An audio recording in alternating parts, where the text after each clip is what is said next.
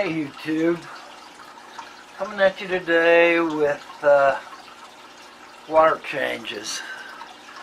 And to do this, I'm using Prime, and to do it, I add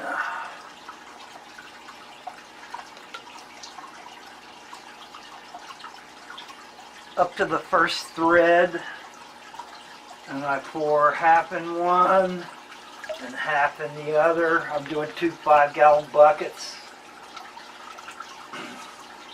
And then because I'm needing to get my pH up, my TDS up, I do a water test, 221,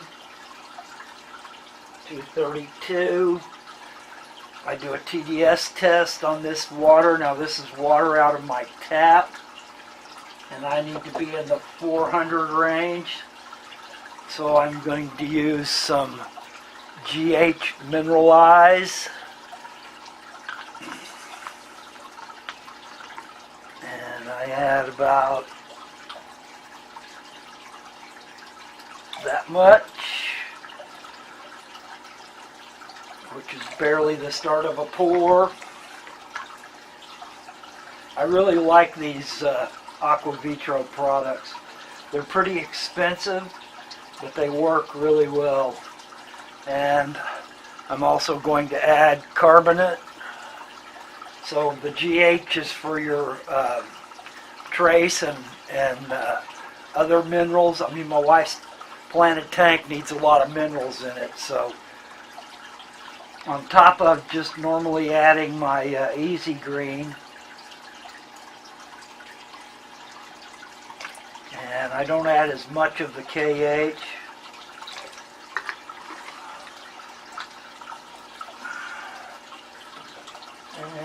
And let's see what we end up with here.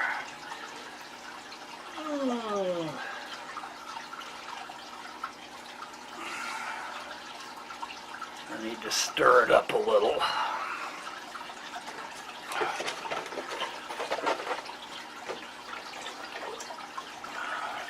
It's always a good idea if you're remineralizing to move the water around a little bit after you add your product, so that you get an even distribution of the product inside the bucket. Now let's try testing. 268, 298. Okay, so I need to come up about 101 and 150 in the other. I'm going to add a little bit more mineralizer.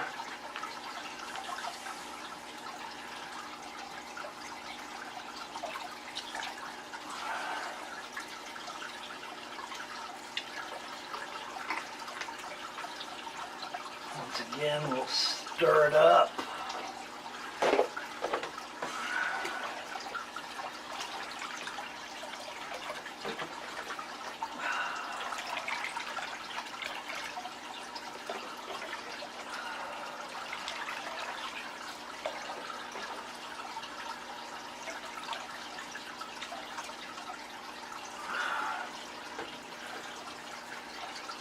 And test.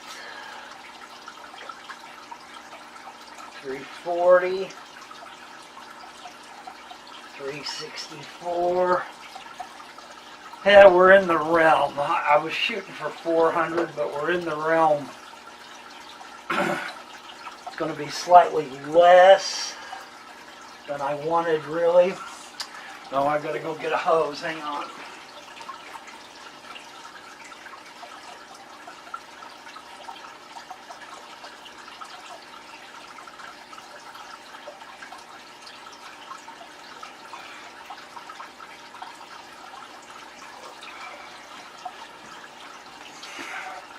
Now, I've been using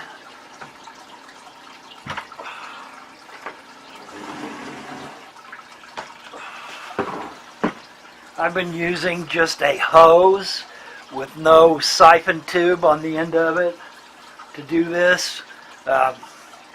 One, because my wife's tank has so many plants in it that I'm kind of afraid of messing up the plants. At some point I'm going to have to spend some time getting these.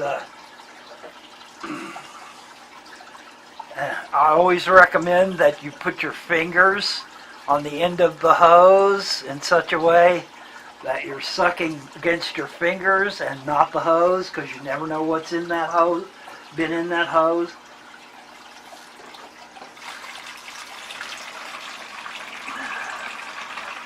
And a little hose like this will give you the opportunity to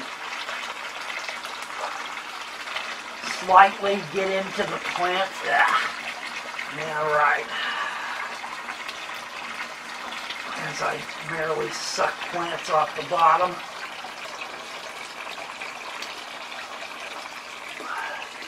It'll also give you the chance to suck moss off the bottom.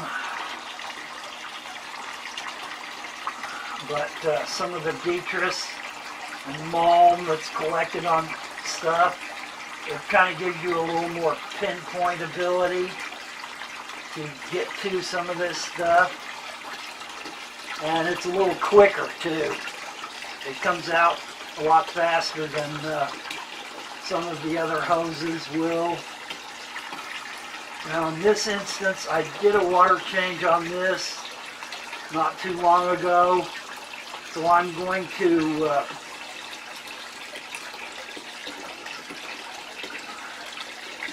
try to just take 5 out and put 15 back in.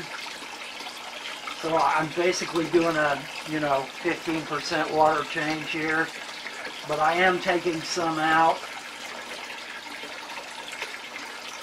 maybe a 20%. The autos have really cleaned this tank up really well. I put a dozen autos in here and I count 10 at the last count, so we lost a couple of them. But they're really doing a decent job of cleaning this tank up of all the diatomaceous algae. Now I probably should stick this plant back in, digging it up.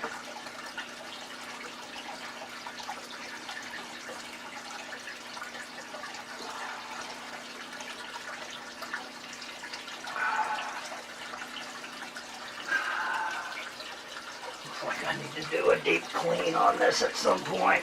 Oh. Okay, and now we're going to add our water back in.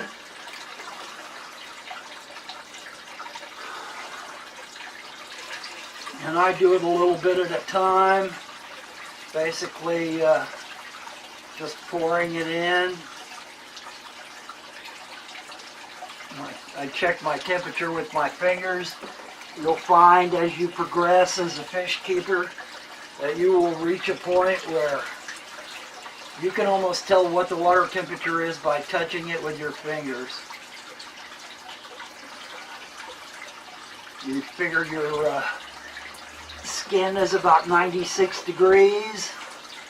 So if something feels just slightly cool to you, it's probably going to be in the 80-ish range. If something feels really cool to you, it's probably going to be in the 70-ish range.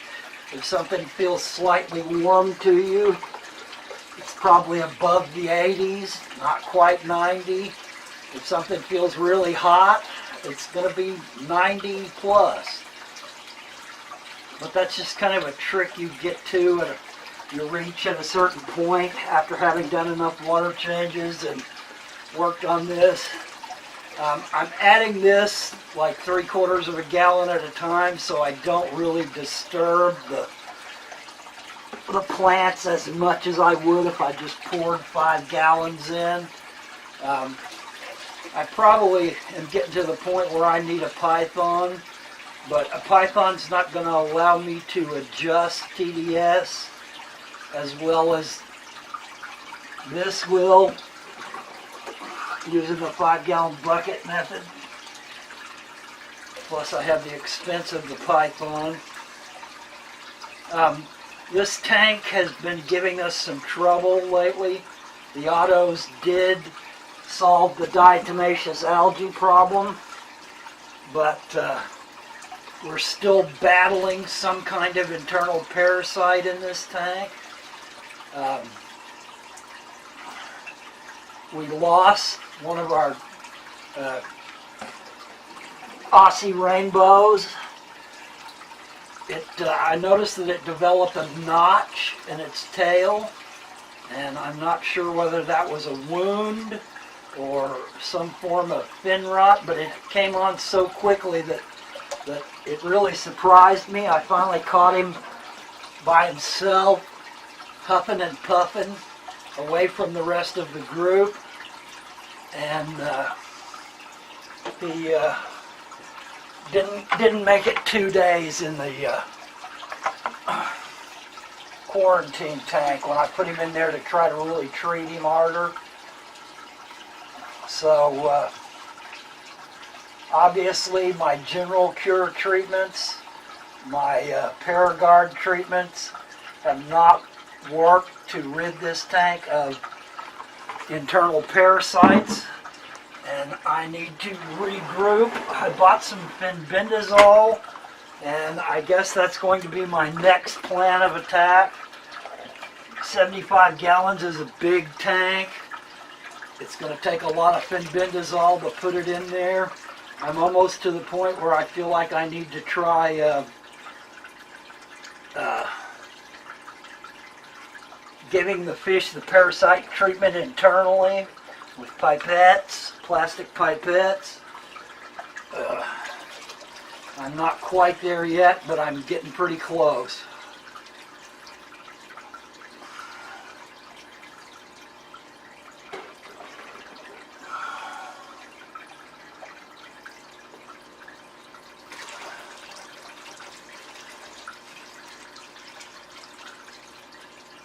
We did lose our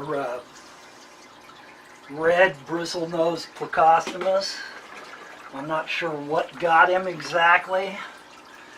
It may just be indicative of everything else that's gone on in this tank. We added so many fish to the tank when we got Jim's fish that it may have just stressed out the tank. Either that or the parasite bug got him.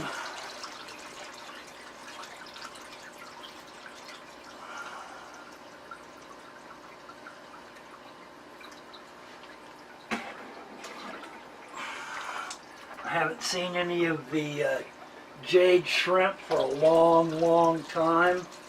My opinion is they're either dead or not doing so well and staying hidden all the time. All of our original plans for this tank kind of changed when we got that influx of big rainbows, and this was about the only place that I could put them, so they went in here. And what's happened since is the product. This internal parasite issue is really getting to be a problem now. I've got to come up with some way to solve it, and to this point I have not come up with a good solution. It's pretty pernicious. It's one of those things that's not easily solved.